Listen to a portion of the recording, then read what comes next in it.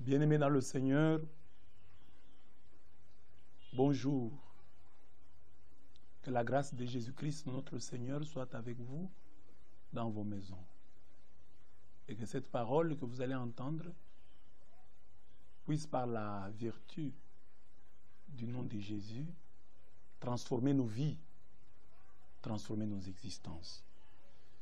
Partant des lectures du jour, nous avons choisi comme thème balèze en exégèse. Balèze signifie un homme fort. Un homme fort dans un domaine bien déterminé.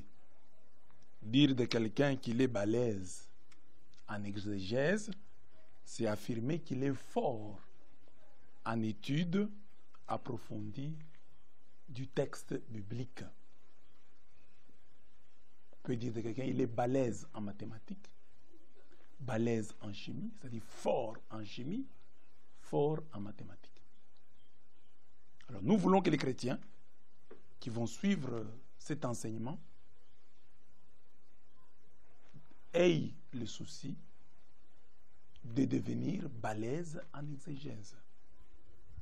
Et qu'est-ce que l'exégèse? L'exégèse, c'est l'étude approfondie et critique d'un texte. On pratique l'exégèse comme un travail préalable à l'édition sur les travaux de tous les auteurs, anciens comme contemporains. Mais dans le langage courant, le mot exégèse s'emploie dans les domaines religieux, car les textes sacrés, tels que la Bible et le Coran, font plus débat que les autres. Le travail de l'exégète est large et profond. Il s'occupe, entre autres, de la critique textuelle, la critique du texte donc, sa traduction, son analyse, afin de déterminer l'histoire de sa rédaction. Le texte a été écrit quand, dans quel contexte qu'il a écrit. Tout ça, c'est important. La critique littéraire, la critique de forme, la critique traditionnelle, les motivations de l'écrivain, l'histoire des courants littéraires, l'interprétation. Tous ces éléments relèvent de l'exégèse. D'après Dei Verbum 12, l'exégèse nous apprend que pour vraiment découvrir ce que l'auteur sacré a voulu exprimer par écrit, il faut faire minutieusement attention soit aux manières natives de sentir, de parler ou de raconter, courantes du temps de la géographe, soit à celles qu'on utilisait à cette époque dans les rapports humains. Donc, il faut retourner le texte dans son contexte. Pourquoi on a écrit ça? C'est très important, ce travail-là. Mais aujourd'hui, nous sommes partis de deux textes. Les textes du jour. Ils nous permettent d'aborder ces thèmes. Parce que dans l'Évangile, tiré de Marc 12, 35 à 37, voilà ce qui est écrit.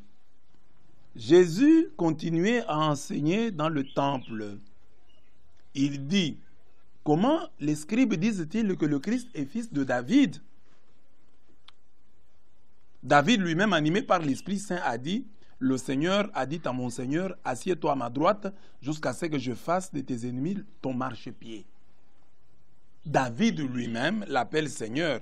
Comment donc est-il son fils? Et une grande foule l'écoutait avec plaisir. Jésus fait un peu d'exégèse ici. Il fait l'exégèse d'un titre attribué au Messie. Toute la tradition biblique avant lui, les prophètes qui ont annoncé la venue de Jésus-Christ l'ont appelé fils de David. Car la promesse a été faite à la tribu de Juda et puis à David. Alors on appelait maintenant le Messie fils de David. Mais Jésus, à travers ce texte, pose une question que j'appelle d'exégèse à ses auditeurs. Il dit ceci. Vous dites souvent, les scribes aussi, c'est-à-dire les exégètes de l'époque, c'était les scribes, les exégètes de l'époque, vos exégètes disent que le Messie qui viendra, c'est-à-dire moi, le Messie qui viendra sera fils de David. La question de Jésus. Mais si vous dites que le Messie qui viendra est fils de David, comment David lui-même, dans le psaume 110, dit « Le Seigneur a dit à mon Seigneur, siège à ma droite, et je ferai de tes ennemis le marchepied de ton trône. » Il y a dans ce texte du psaume 110, le mot Seigneur repris 2 fois. Le Seigneur a dit à mon Seigneur. Le premier Seigneur, le Seigneur qui parle, c'est Dieu, Dieu le Père. Mais le Seigneur à qui l'on parle, c'est le Messie. C'est le Christ, Dieu le Fils. Mais Jésus leur pose la question. Il leur pose la question. Mais David lui-même, l'auteur du psaume 110, vous dites, le Messie sera fils de David. Mais David lui-même dit que le Messie est son Seigneur. Que retenir? Le Messie est-il fils de David ou Seigneur de David? Voilà la question que Jésus pose à travers l'évangile de Marc. Marc 12, 35 à 37. Il les appelle, les invite à faire une exégèse. Ils faisaient déjà l'exégèse. Ils ont appelé le Messie fils de David. Jésus leur demande d'approfondir l'exégèse et de comprendre finalement que plus qu'un fils de David, Jésus est le Seigneur de David. Donc dans Marc plutôt 12, 35 à 37, Jésus invite ses contemporains à creuser, à approfondir le sens de la Bible, de l'Écriture. Voilà une des raisons qui nous a poussé à choisir comme thème balèze en exégèse. La première lecture de ce jour est tirée de 2 Timothée 3, 10 à 17. Écoutez ce que dit le texte. Pour toi, tu as suivi de près mon enseignement, ma conduite, mes résolutions, ma foi, ma douceur, ma charité, ma constance, mes persécutions, mes souffrances. À quelles souffrances n'ai-je pas été exposé à Antioche, à Icône, à Lystre? Quelle persécution n'ai-je pas supportée? Et le Seigneur m'a délivré de toutes. Or, tous ceux qui veulent vivre pieusement en Jésus-Christ seront persécutés. Mais les hommes méchants et imposteurs avanceront toujours plus dans le mal, égarant les autres et égarés eux-mêmes. Toi, demeure dans les choses que tu as apprises et reconnues certaines. Sache de qui tu les as apprises. Dès ton enfance, tu connais les saintes lettres qui peuvent te rendre sage à salut par la foi en Jésus-Christ. Toute écriture est inspirée de Dieu et utile pour enseigner, pour convaincre, pour corriger, pour instruire dans la justice, afin que l'homme de Dieu soit accompli et propre à toute bonne œuvre. Voilà. Là, c'est la première lecture, 2 Timothée 3, 10. Et vous voyez, dans la deuxième lecture, on parle aussi de l'écriture. Demeure dans les choses que tu as apprises et reconnues, certaines, sachant que tu les as, de qui tu les as apprises. Dès ton enfance, tu connais les saintes lettres qui peuvent te rendre sage pour ton salut en Jésus-Christ. Toute écriture est inspirée de Dieu et utile pour enseigner, pour convaincre, pour corriger, pour instruire dans la justice, afin que l'homme de Dieu soit accompli et propre à toute bonne œuvre. Voilà. Nous avons là les 2 lectures qui parlent des Écritures. Dans l'Évangile, Jésus invite les siens à ne pas se contenter de certains textes de l'Ancien Testament qui présentaient le Messie comme le fils de David. Il leur demande de creuser davantage pour découvrir le mystère du Christ, qui est à la fois fils de David et Seigneur de David. Dans l'évangile d'aujourd'hui, Jésus fait l'exégèse du titre de David, donné au Messie, au Christ. Et dans la première lecture, nous l'avons vu, Paul invite Timothée à demeurer dans les Écritures, car toute Écriture est inspirée de Dieu.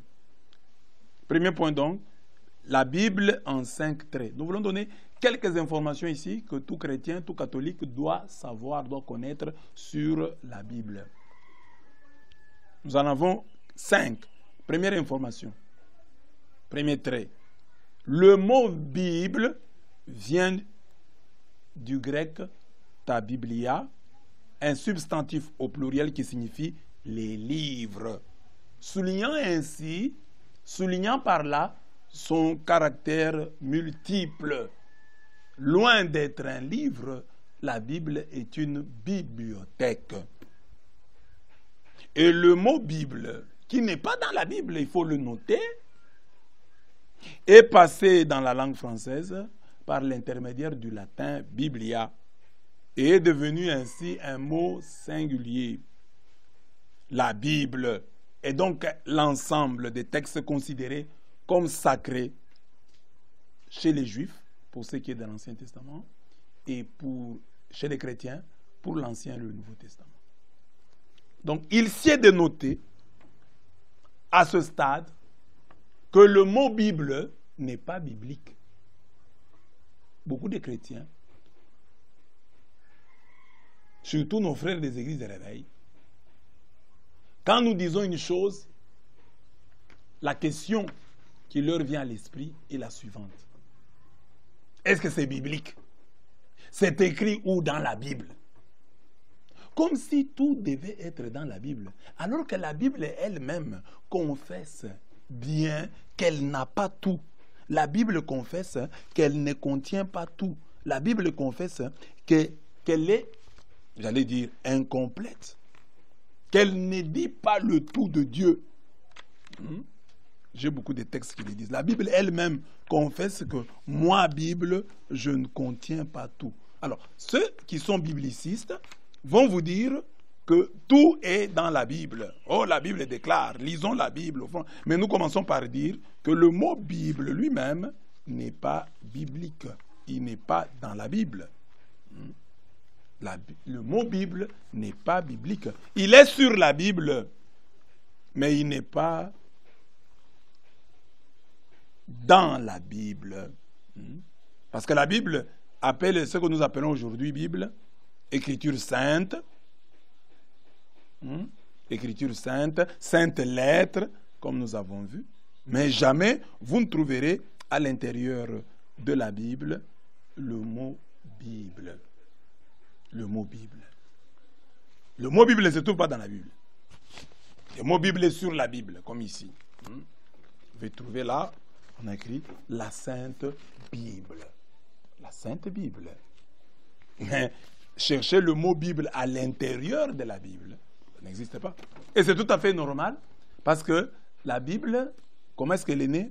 Durant 10 siècles, des écrivains sacrés, ce qu'on appelle les écrivains sacrés, éparpillés à travers, disons, le monde d'alors, le monde juif, inspirés par Dieu, ont pu écrire, chacun dans son coin, les livres qui aujourd'hui composent la Bible, qui est une bibliothèque.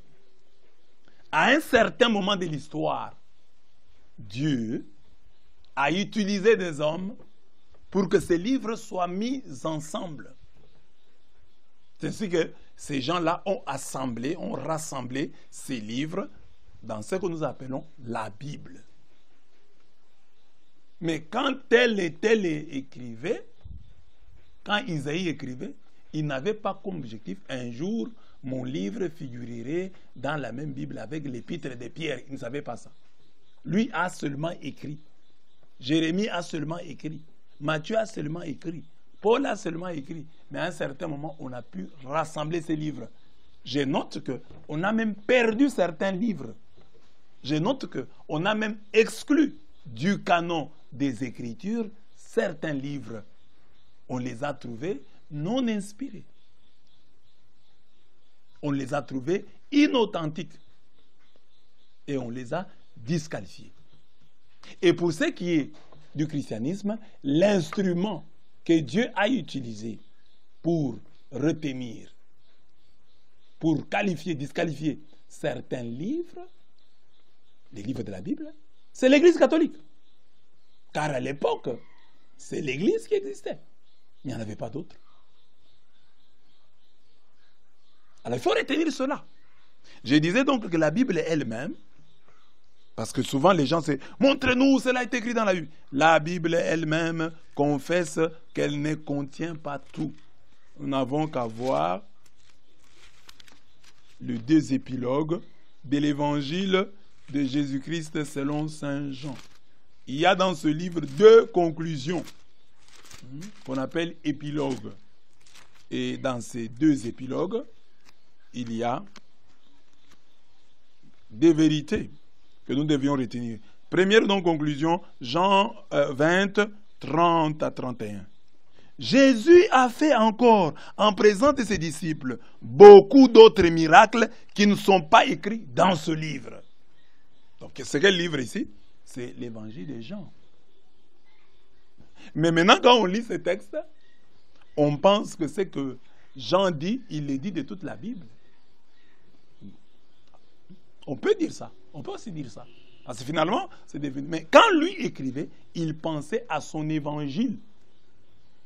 L'évangile, c'est pourquoi il y a l'évangile selon Matthieu, l'évangile selon Luc, l'évangile selon Marc, l'évangile selon Jean. Selon Jean, Jésus a fait encore beaucoup d'autres miracles qui ne sont pas écrits dans ce livre, mais ces choses ont été écrites afin que vous croyiez que Jésus est le Christ, le Fils de Dieu, et qu'en croyant, vous ayez la vie en vous. La vie en son nom. Que vous ayez la vie en son nom. Jean 20, 30 à 31. Deuxième conclusion, deuxième épilogue. Jean 21, 25. Jésus a fait encore beaucoup d'autres choses.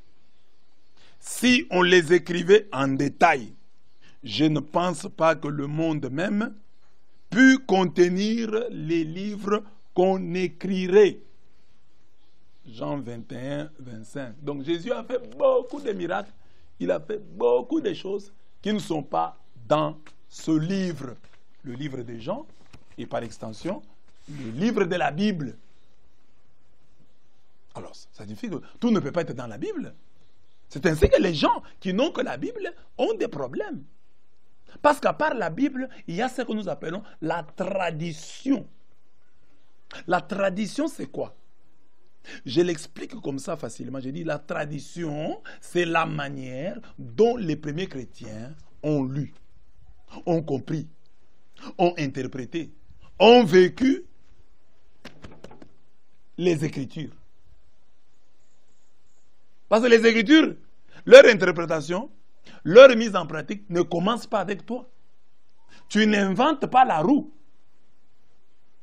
Les Écritures ont existé avant toi. Tu les as trouvées. Et avant toi, des gens plus proches de Jésus les ont interprétées. Leur ont donné un sens. Tu ne peux pas venir ici, né de la dernière pluie, et tu penses que tu comprends mieux ces textes que ses premiers destinataires.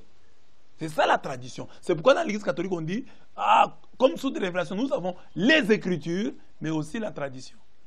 Parce que c'est la tradition qui explique, qui interprète, qui donne le sens. Oui, la tradition est dynamique et le sens aussi. Mais nous devons nous référer aux origines. C'est le cas. On peut donner l'exemple de 666. Quelqu'un surgit aujourd'hui et dit 166, ce sont les États-Unis. Un autre, c'est l'Église catholique. Un autre, c'est la Russie. Mais les premiers chrétiens à qui cet écrit était adressé, comment ont-ils interprété 666? Il faut savoir ça pour bien lire. Tu ne peux pas lire comme tu veux. Ce n'est pas ton texte. C'est la parole de Dieu. Alors, le premier trait, c'est celui-là. La Bible, ça vient du grec, du pluriel grec. Les livres, c'est pluriel grec. Quand il est arrivé en latin, il est devenu Biblia. Et il traduit en français, il nous a donné la Bible. Mais en réalité, ça devait être les livres. Les livres. C'est ainsi que vous voyez. Les saintes écritures. Ça, cette expression se trouve dans la Bible. Les saintes lettres se trouvent dans la Bible. Mais la Bible, le mot n'est pas dans la Bible, il est sur la Bible. Donc, la Bible, c'est un nom donné aux saintes écritures. Mais ce nom-là donné aux saintes écritures, aux saintes lettres, n'est pas biblique. Le mot Bible n'est pas biblique. Premier trait, nous avons terminé. Deuxième trait, la Bible hébraïque est dite en hébreu Tanakh. Acronyme formé à partir des titres de ces trois parties constitutives, la Torah, les Nevi'im et les Ketuvim. Donc, la Bible hébraïque a trois parties constitutives. Première partie, la Torah. Nous avons là ce que nous appelons traditionnellement les 5 livres de Moïse. Après la Torah, nous avons les Nevi'im. Nous avons les prophètes, les grands comme les petits. Et enfin, nous avons les autres écrits, comme les psaumes, comme les proverbes, sont les autres écrits qui ne relèvent ni de la loi, ni de la Torah, ni des prophètes. Les autres écrits. Torah, Nevi'im, Ketuvim. Aujourd'hui, alors que nous nous appelons la première partie de la Bible Ancien Testament, les Juifs n'appellent pas ça Ancien Testament. Les Juifs l'appellent Tanakh, pour dire la loi, les prophètes et les autres écrits. C'est le nom que eux donnent à ce que nous appelons Bible. C'est cette Tanakh, Torah, Nevi'im, Ketuvim, qui a constitué la Bible pour les Juifs. Ce que nous appelons l'Ancien Testament, qui a constitué pour eux les Saintes Écritures. Et cette Bible, cette Tanakh,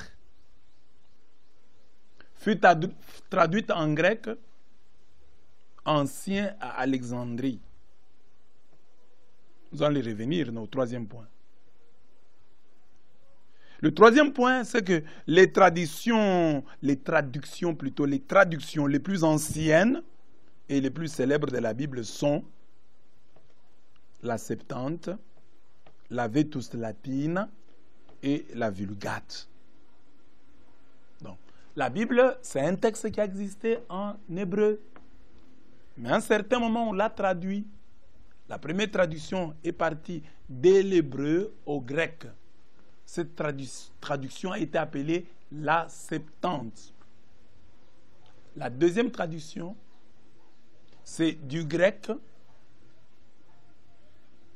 au latin. Cette traduction a été appelée la Vetus Latina. La vieille traduction latine. La troisième traduction, c'est la Vulgate, la Vulgata. Ça, c'est l'œuvre de Saint Jérôme. Voilà les trois et les plus anciennes traductions des Saintes Écritures. Commençons par la Septante. La Septante, c'est la traduction grecque du texte hébraïque.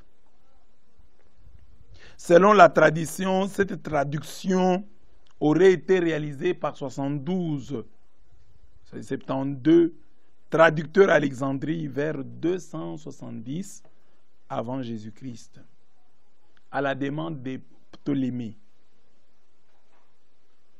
Donc, la Bible était toujours en hébreu et Ptolémée II a demandé qu'on puisse la traduire en grec. Et elle fut traduite par 72 anciens. Et c'est ainsi qu'en partant de 72, on a carrément dit la Bible des Septante, de la Septante, ou la Septante. Après la Septante, nous avons la Vetus Latina, vieille traduction latine. C'est le nom collectif des anciennes versions latines des textes bibliques effectués à partir des textes grecs. Donc, eux sont basés sur les textes grecs pour traduire. Et puis nous avons la Vulgate, qui signifie rendu accessible et rendu public. Et le mot vulgate lui-même vient de vulgus, qui signifie la foule. Et cette vulgate désigne la version latine de la Bible traduite par Jérôme de Stridon entre 390 à 405. Et Jérôme a traduit directement depuis le texte hébreu pour l'Ancien Testament et directement d'après les textes grecs pour le Nouveau Testament. Donc vous retenez là qu'il y a 3 traductions.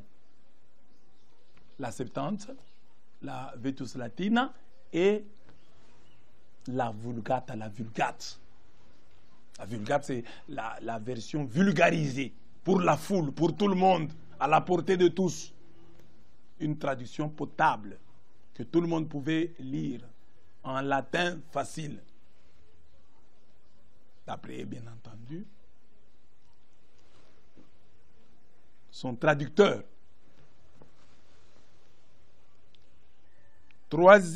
Quatrième trait, la Bible catholique a 73 livres.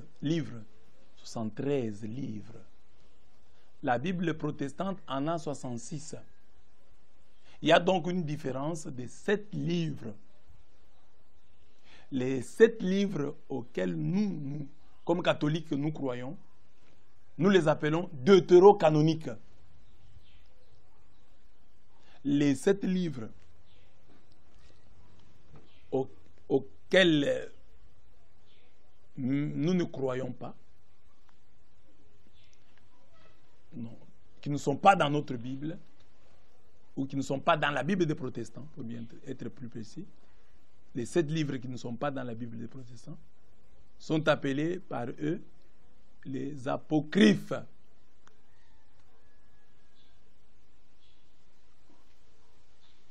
Pour eux, donc, ces livres comme Judith, Tobie, 1 et 2 Maccabée, Baruch, Sagesse, Ecclésiastique, sont des mauvais livres, des livres apocryphes. Pourtant, Luther avait dit, on peut les lire pour se laisser édifier et non pour y fonder une doctrine.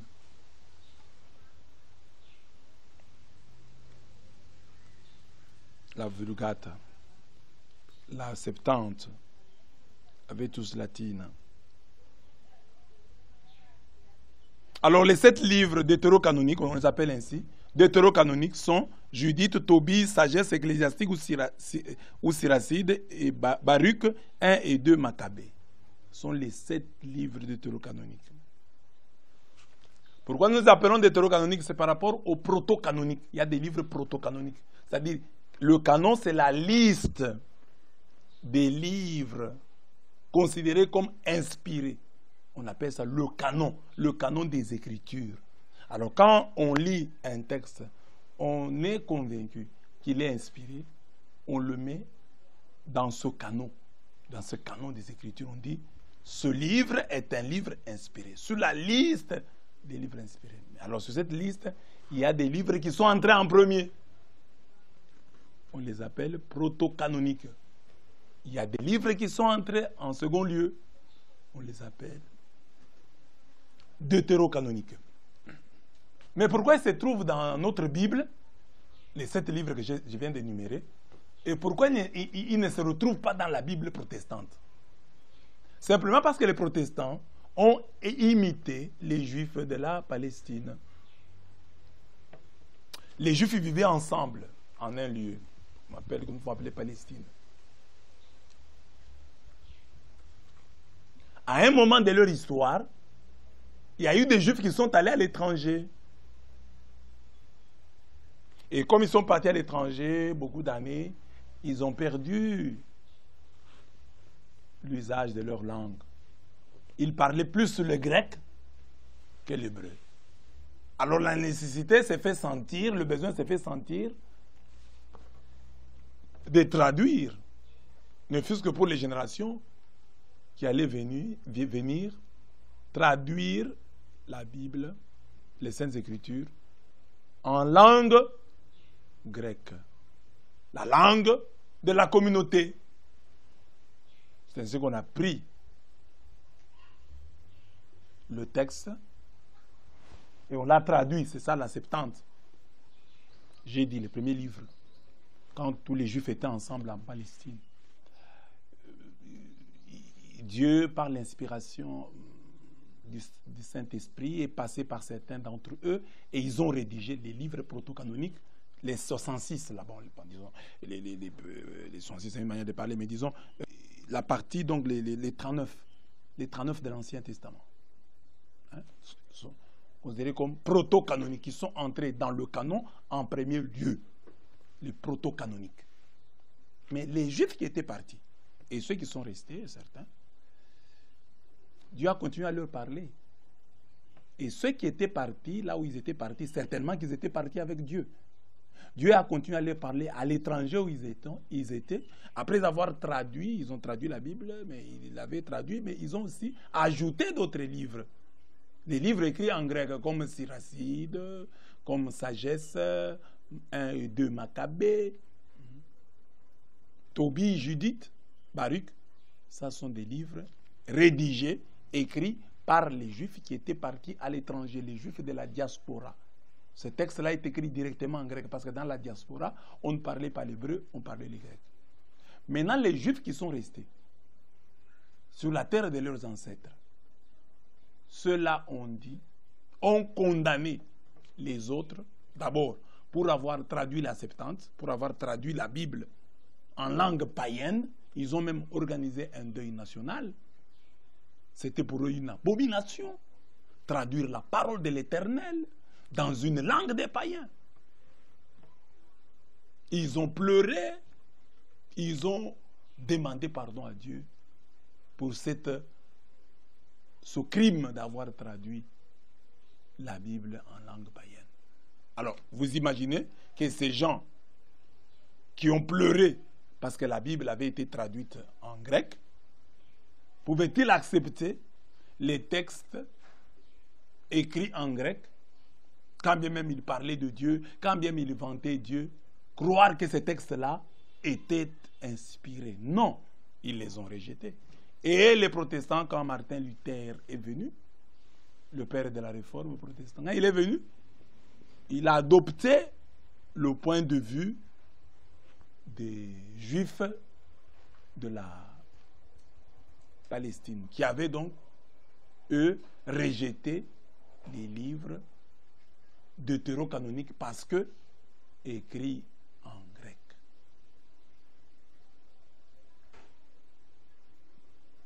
Mais les Juifs de la diaspora ont continué à lire les proto-canoniques et les deutéros. C'est ainsi que la Bible, quand vous lisez, il y a des gens qui ne savent pas ça, mais quand ils lisent Actes des Apôtres 17, 10 à 11, où l'on parle des chrétiens de Bérée, des chrétiens de Bérée.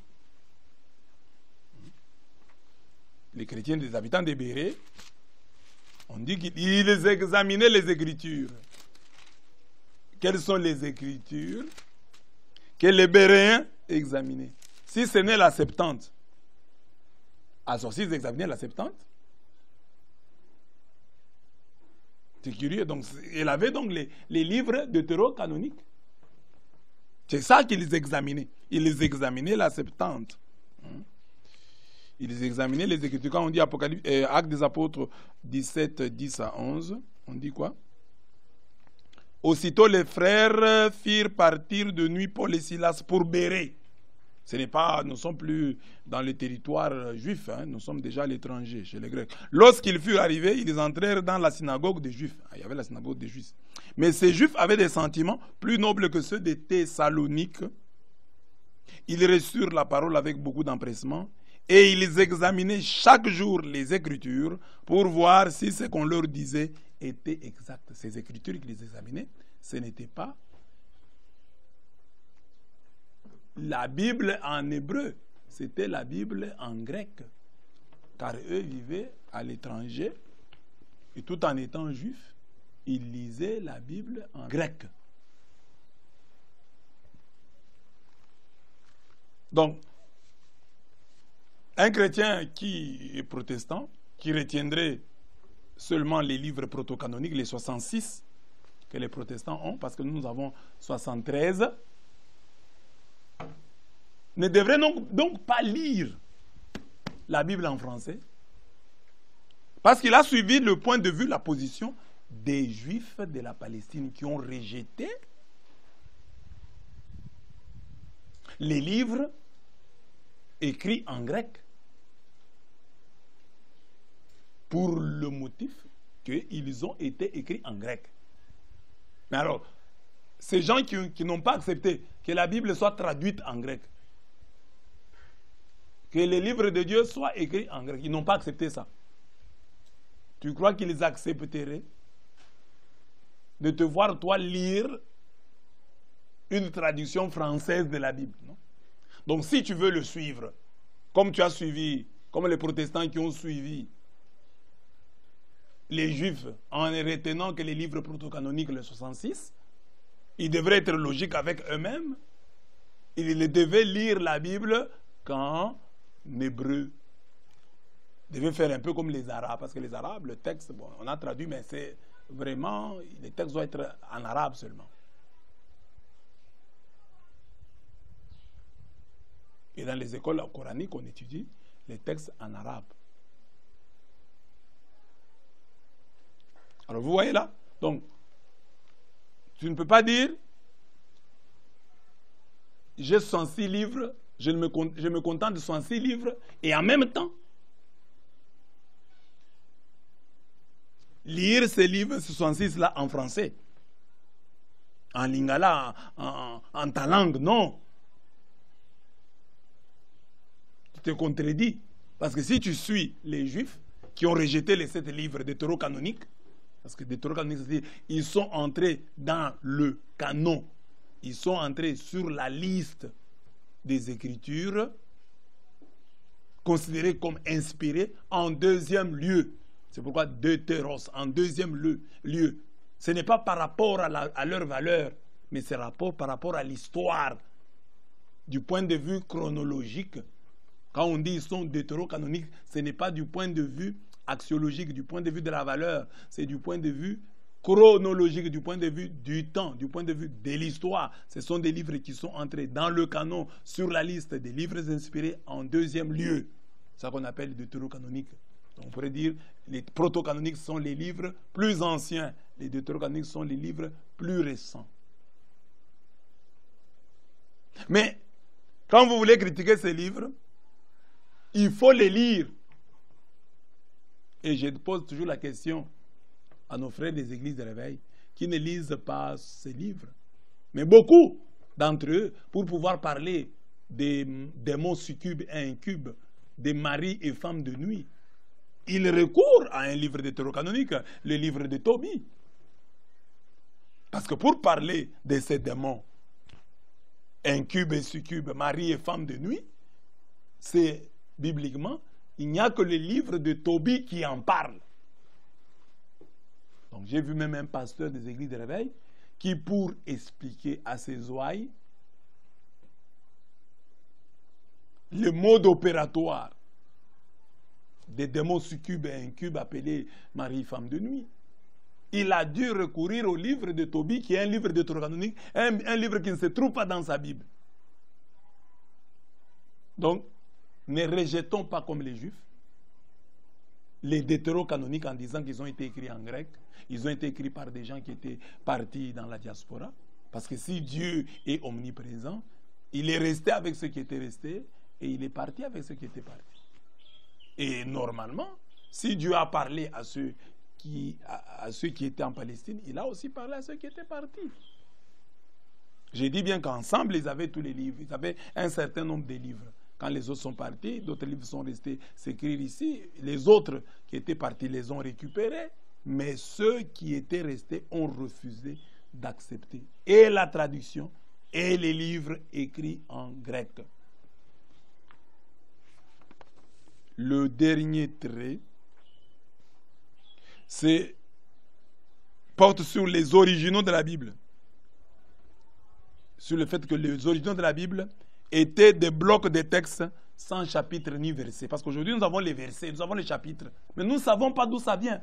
Balèze en exégèse.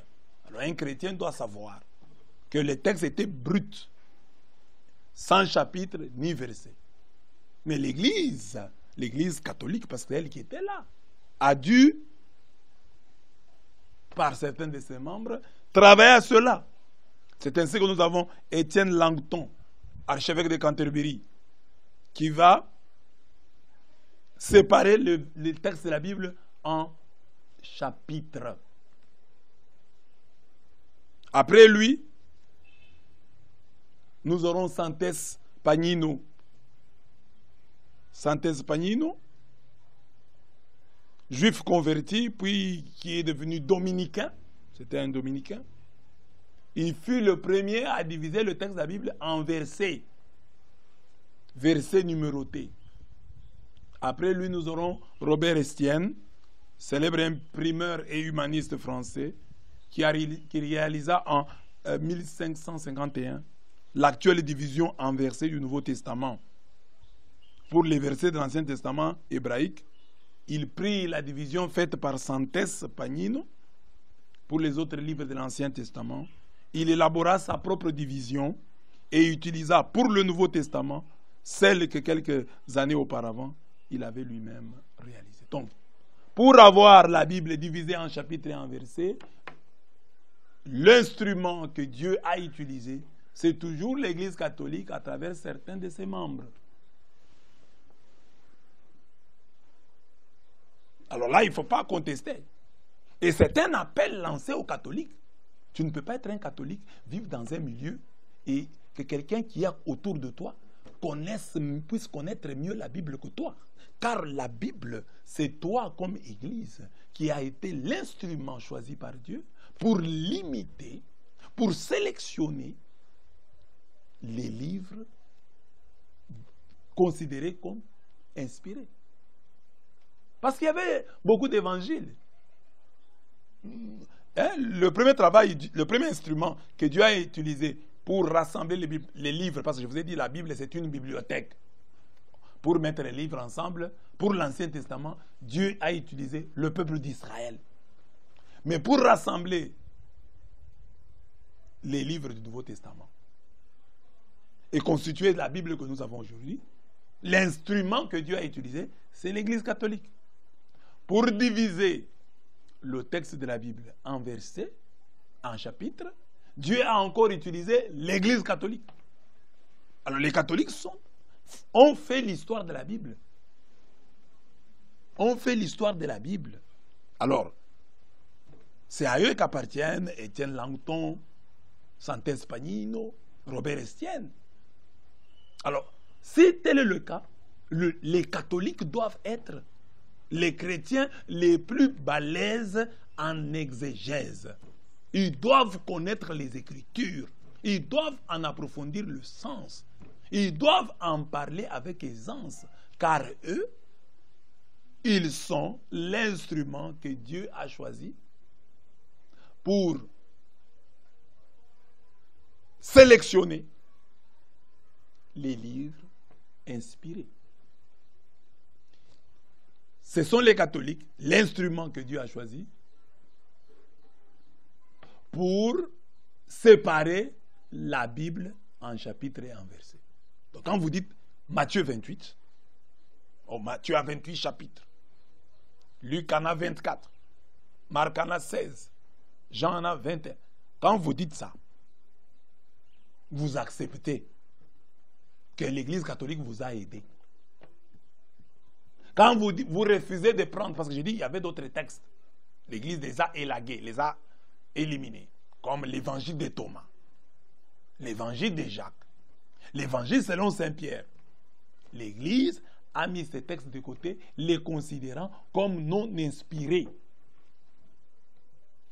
Ah, mais comment l'Église peut-elle rejeter l'évangile de Pierre? Non, ce n'était pas l'évangile de Pierre. Il y a eu des gens, l'Église, après une exégèse, une étude du texte, a trouvé que ce sont des gens qui ont écrit au nom de Pierre, qui ont prétendu que c'était Pierre. Parce que quand vous lisez le fond du texte, vous sentez que ça ne vient pas d'un apôtre. Alors on a rejeté cet évangile. Vous n'étiez pas là. Votre église n'existait pas. Votre église a commencé en 1980. Donc vous n'étiez pas là. C'est l'église catholique qui a rejeté. Donc si vous êtes contre l'église catholique, vous devez aller chercher ces livres que l'église catholique a rejetés, les mettre dans votre Bible. Parce que vous ne savez pas pourquoi l'église catholique les a rejetés. Mais vous vous contentez des livres que les catholiques vous ont donnés et vous y croyez. Vous dites non, c'est ça les livres. Vous refusez de lire l'évangile selon Pierre. C'est l'église qui l'a rejeté, non? L'évangile, il y a même l'évangile selon Judas. L'évangile selon les Hébreux. Vous comprenez, non? Ce sont des détails importants qu'un catholique devrait avoir. Je les résume donc. Premier détail, très important à retenir. Le mot Bible n'est pas dans la Bible, il est sur la Bible. Le mot Bible signifie bibliothèque. Donc la Bible, c'est l'ensemble des livres considérés comme inspirés. Ces livres ont été écrits durant 10 ans par des hommes et des femmes, éparpillés à travers le monde. Et à un certain moment, le besoin s'est fait sentir de les mettre ensemble. C'est-à-dire qu'on dit, la Bible est une bibliothèque. Deuxième trait, nous avons dit, ce que nous appelons Ancien Testament, les Juifs ne l'appellent pas Ancien Testament. Ils l'appellent la Tanakh. Torah, Nebihim, Ketubim. La loi, les prophètes et les autres écrits. Pour eux, donc, c'est ça la Bible. Quand un Juif parle aujourd'hui de la Bible, c'est-à-dire de cette Tanakh, pour eux, il n'y a pas d'Ancien Testament. C'est nous qui disons que c'est qu'eux, ils ont comme Bible aujourd'hui, comme écriture sainte, nous le considérons déjà comme Ancien Testament. Mais pour eux, c'est ça qui est d'actualité. Les traductions les plus anciennes et les plus célèbres de la Bible, nous l'avons dit, nous avons la Septante, du texte hébreu, on a traduit en grec, la Vetus Latina, là il y a eu aussi la traduction, mais elle était un peu éparpillée, un peu indisciplinée, et la troisième traduction, la Vulgate, avec Saint Jérôme, là il est parti lui du texte original hébreu, pour l'Ancien Testament et du grec pour le Nouveau Testament. Puis nous avons dit la Bible catholique a 73 livres, 73 livres. La Bible protestante, 66 livres.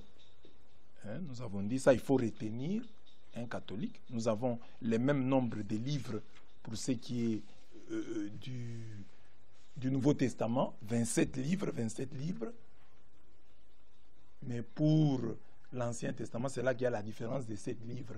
Les protestants en ont 39, nous en avons 46, différence de 7 livres. Voilà. Et quel autre élément nous avons donné? La la division du livre de la Bible en chapitres et en versets. J'ai dit que c'est l'œuvre du Saint-Esprit, bien entendu, mais qui a utilisé l'Église catholique à travers Étienne Langton, archevêque de Canterbury, Santes Pagnino, un dominicain. Étienne Langton, c'est lui qui a divisé la Bible en chapitres, Santes Pagnino en versets, et celui qui a tout systématisé, c'est Robert Estienne, un Français, qui a divisé en chapitres et en versets. Donc lui a fait le gros du travail. Alors, c'est ce travail-là, ces notions-là, il faut les avoir. C'est un peu d'histoire, mais il faut... L'enseignement ici, l'interprétation, c'était que les catholiques, qui sont l'instrument que Dieu a utilisé pour sélectionner les livres de la Bible, pour séparer les livres de la Bible en versets et en chapitres, les catholiques sont appelés à connaître, à être balèzes en Bible, à être forts en Bible. Les catholiques achètent une Bible, lis la Bible, médite-la. Sois honteux si là où tu vis, il y a un protestant, un pentecôtiste, un membre de l'église de l'évêque qui connaît la Bible mieux que toi. Lis-la, médite-la. Vis Josué 1, 8. Que ce livre de la loi ne s'éloigne pas de ta bouche, ne s'éloigne pas, nous ajoutons, de ton cœur, de ton âme, de ta vie. Marche avec lui, médite-le jour et nuit. Voilà l'interpellation à ce niveau. Chers catholiques, achetez la Bible, lisez la Bible, méditez la Bible, prêchez la Bible. C'est vous que Dieu a utilisé pour sélectionner les livres de cette bibliothèque et pour diviser en chapitres et en versets ces livres. Alors vous devez connaître les Écritures. Et Saint Jérôme disait, c'est lui qui ne connaît pas les Écritures, ne connaît pas le Christ. Que Dieu vous bénisse. Au nom du Père et du Fils et du Saint-Esprit.